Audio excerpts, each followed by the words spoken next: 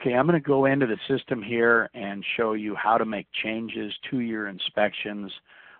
All of that is done under the inspection lists menu item.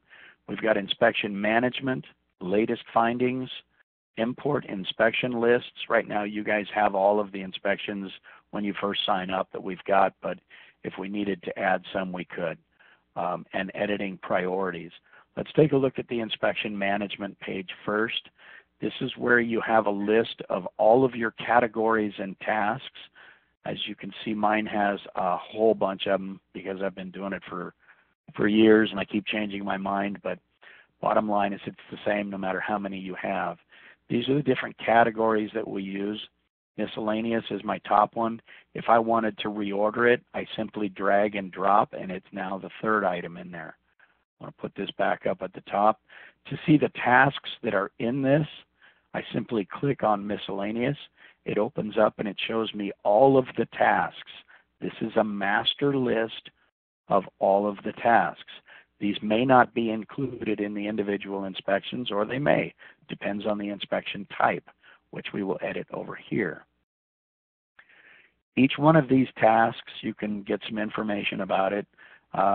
The wipers task is a good marginal bad type, which means you've got green, yellow, red. Last oil sticker is notes. Horn working okay, and lights is a yes, no. Are they required? I have a few in here that are required. I highly recommend that you set all those for no when you first get started. There are icons over here that allow you to control these different tasks. Let's take a look at the edit task first. We'll go into the wipers, click on edit tasks, and you can see that the title here, whether it's required or not. If we wanted to include units, so maybe we want to know how many units there are or how many wipers, we could select those units here. This is handy if you're doing breaks. Maybe you measure in percent, maybe you measure in millimeters or 30 seconds. And then the question type. Remember, there are three types of tasks: good, marginal, bad, notes, or a yes and no. So we could edit all of those.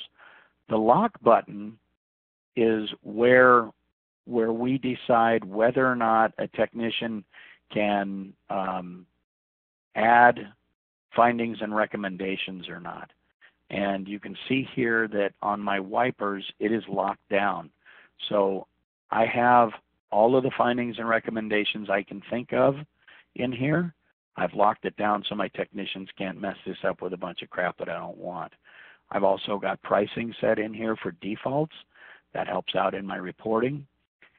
If I had something in here that I no longer wanted to show, like the rear wiper operation failed, let's say I'm not going to use this, I could click on this eyeball and turn it into an inactive finding, and it won't show on any inspections from here on out.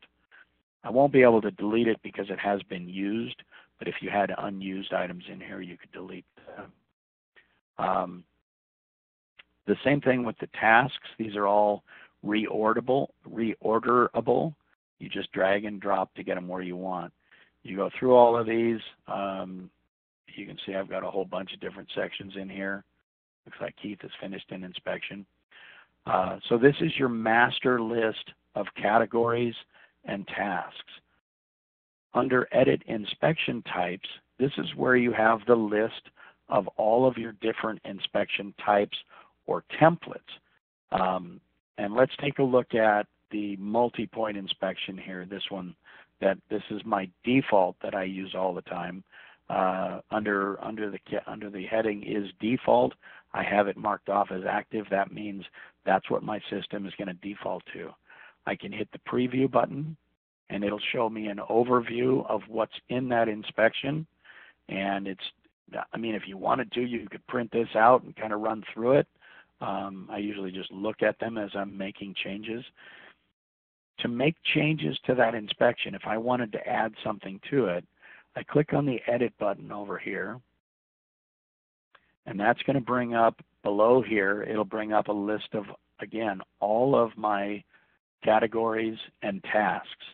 So if I wanted to add, is the horn working okay to my miscellaneous category, I could check on that, come down here to the bottom and hit submit, and from now on, horn okay is going to be in my inspection, in my multi-point inspection.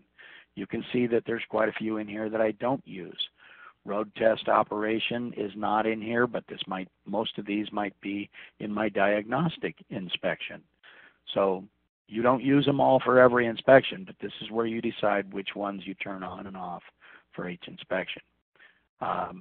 Pretty easy to use. If I wanted to create a new inspection type or a new template, simply click over here, give it a title, a quick description, which is an internal part, and start checking off what I want on this inspection. So maybe this is just for air conditioning, or let's see, air conditioning, heating systems. Oops. I can go into these different sections and just use what I need for my new air conditioning inspection. So very simple. If you get stuck on this, the help with this feature tab, this outlines everything pretty much that I've just gone through, what the different icons are for, how to clean up your inspections, adding new categories, adding new findings, etc. You can print this out and it'll give you a brief overview of that. As you're starting out in the system, this latest findings tab is going to be one of your best friends. This shows you what technician has added what finding and recommendation and when they did it.